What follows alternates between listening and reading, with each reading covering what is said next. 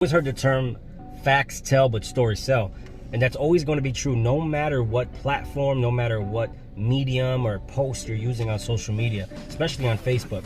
You know, one of the things that I teach in one of my courses is the art of telling stories. In this video, I'm going to go into some basic pointers you need to understand to tell better stories so that you can convert viewers of your Facebook post into leads. Stay tuned.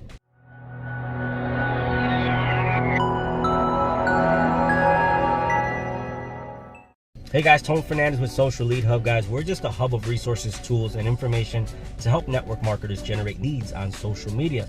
And today, guys, I'm going to be telling you a little bit about how I've been able to generate leads using story posts. Stories are very popular online just because, you know, you get people thinking. When you talk at people, you don't get them thinking, you don't get them emotional. They're thinking logical. But when you use stories, you get people emotional. A lot of times when you're telling a story, the person is thinking that story. They're picturing that story in their head like a movie playing out.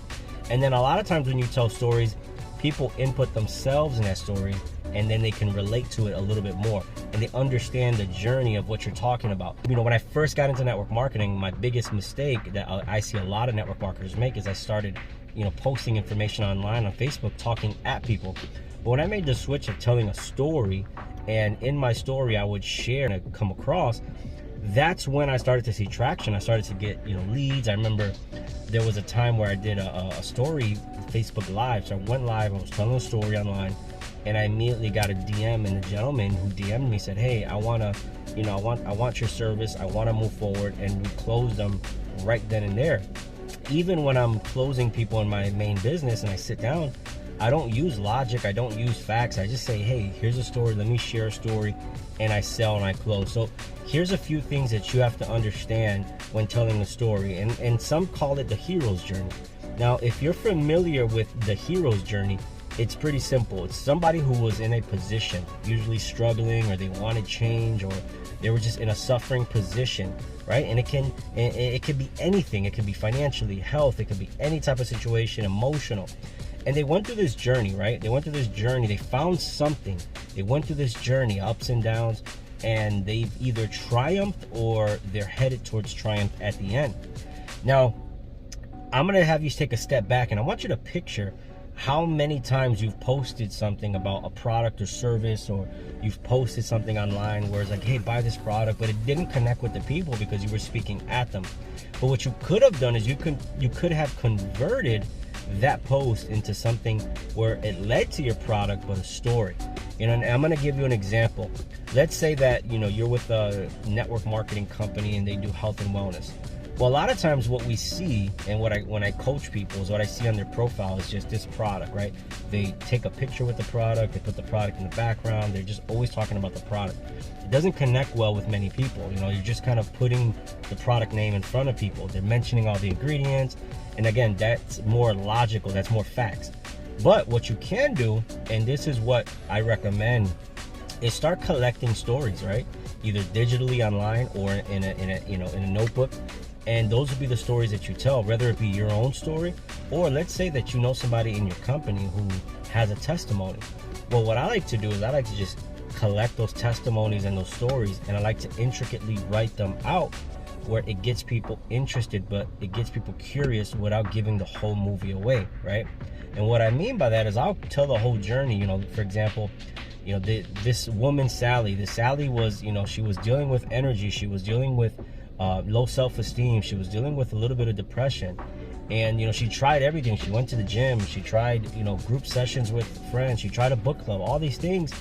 But what she realized is that her lack of energy and her depression and her just low self-esteem came from how she looked. And what she did was she decided to embark on a journey of health and regimen. She did her research, she searched, you know, all through the internet, and she found a product that, you know, answered a lot of what she was looking for, and it fit the criteria of what she needed. She started taking this product alongside eating healthy and working out, and what she noticed immediately was that her energy started to spike up. Over time, she had more energy to go out with her friends, she had more energy to hang out.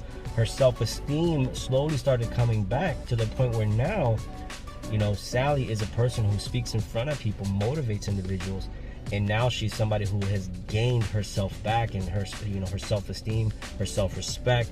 She's gained the image that she's always been searching for.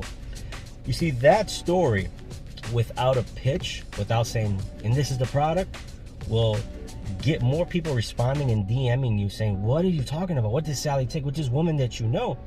So my point of this video is I want you to become an artist at 3 elements of the story. The beginning, right? Detailing the pain, right? And don't be vague with the pain. Be very specific.